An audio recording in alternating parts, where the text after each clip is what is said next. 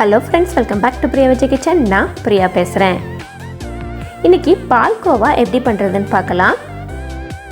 நிறைய பேருக்கு பால்கோவானா ரொம்ப பிடிக்கும். ஆனால் வீட்டில் செய்கிறதுக்கு ரொம்ப நேரம் ஆகுங்கிறதுனாலேயே நம்ம கடையில் தான் வாங்கி சாப்பிடுவோம்.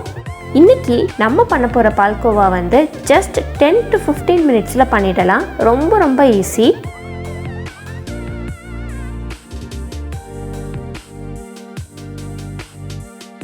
சரி, வாங்க வீடியோக்குள்ளே போகலாம். அதுக்கு முன்னாடி பிரியா விஜய் கிச்சனை நீங்கள் இன்னும் சப்ஸ்கிரைப் பண்ணலைன்னா மறக்காமல் சப்ஸ்கிரைப் பண்ணிக்கோங்க. பக்கத்தில் இருக்கிற பெல் ஐக்கானையும் ப்ரெஸ் பண்ணிக்கோங்க. முதல்ல ஒரு தட்டில் கொஞ்சமாக நெய் விட்டு நல்லா கிரீஸ் பண்ணி வச்சுக்கலாம்.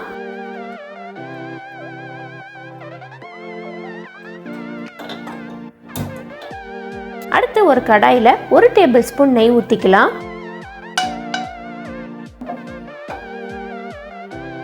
நெய் உருகவும் 1 கப் பால் சேர்த்துக்கலாம்.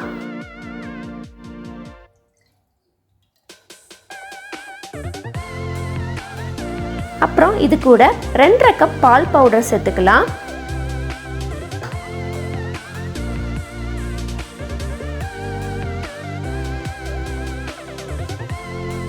ஒரு கப் பாலுக்கு 2.5 கப் பால் பவுடர் கரெக்டாக வரும். இதை அப்படியே லோ ஃப்ளேமில் வச்சு நல்லா கிளறி விட்டுக்கிட்டே இருக்கலாம். இதையே வெறும் ஃப்ரெஷ் மில்க் மட்டும் வச்சு நம்ம பண்ணோம்னா கிட்டத்தட்ட 1.5 மணி நேரம் ஆகும். 1.5 லிட்டர் பால் எடுத்தோம்னா கிட்டத்தட்ட 150 கிராம் பால்கோவா தான் கிடைக்கும். அதுக்கே நம்ம 2 மணி நேரம் கிட்ட நிற்கணும். அதுவும் கைவிடாமல் கிளறிக்கிட்டே இருக்கணும். ஸோ அவ்வளோ பெரிய ப்ராசஸ்க்கு எனக்கு இந்த மெத்தட் ரொம்ப ஈஸியாக இருந்தது. ஜஸ்ட் 10 மினிட்ஸில் நம்ம இதை பண்ணி முடிச்சிடலாம். அதோட டேஸ்ட்டுமே ரொம்ப அருமையாக வந்தது.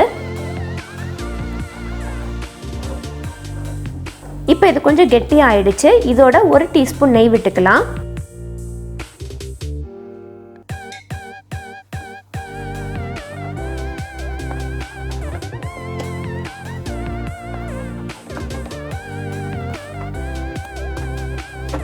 இது அப்படியே ஒரு 5 நிமிஷம் கிளறினோம்னா இந்த மாதிரி நல்ல உருண்டு திரண்டு வந்துடும். இப்போ இதில் ஒரு 1/2 கப் சீனி சேர்த்துக்கலாம். உங்களுக்கு சீனி வேண்டாம், பால் பவுடரில் இருக்கிற அந்த சுகரே போதும் அப்படின்னா நீங்கள் இந்த ஸ்டேஜில் அப்படியே இறக்கிடலாம். நான் இன்றைக்கி ஒரு 1/2 கப் சீனி சேர்த்து தான் பண்ண போகிறேன். திரும்பவும் நல்லா இலகி வரும். மறுபடியும் நம்ம கிளறிக்கிட்டே இருக்கலாம். அப்பப்போ கொஞ்சமாக நெய் விட்டும் கிளறிக்கலாம்.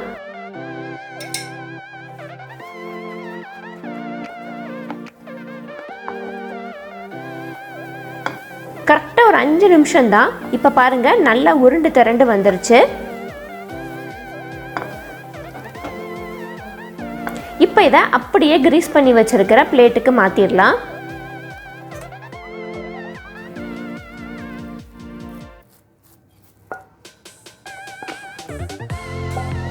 நல்லா சமமாக பரப்பி விட்டுக்கலாம்.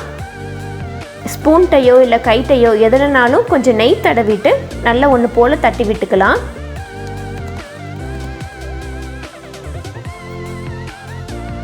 சமமாக தட்டியாச்சு.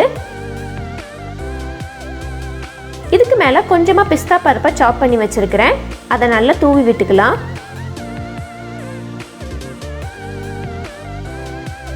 பிஸ்தா பருப்பு கீழே விழாமல் இருக்கிறதுக்கு ஒரு ஸ்பூனை வச்சு நல்லா ப்ரெஸ் பண்ணி விட்டுக்கலாம். Okay, ready. இது அப்படியே ஒரு 1 hour செட் ஆகட்டும். இப்போ இதை பீஸ் போட்டுடலாம். அவ்வளோதான், சூப்பரான பால்கோவா ரெடி. நம்ம வீட்டில் நம்ம கையால் 10 நிமிஷத்தில் செஞ்சாச்சு. இந்த ரெசிபி உங்கள் வீட்டை ட்ரை பண்ணி பாருங்கள். ட்ரை பண்ணி பார்த்துட்டு உங்களோட வேல்யூபிள் கமெண்ட்ஸை கீழே கமெண்ட் செக்ஷனில் மென்ஷன் பண்ணுங்கள்.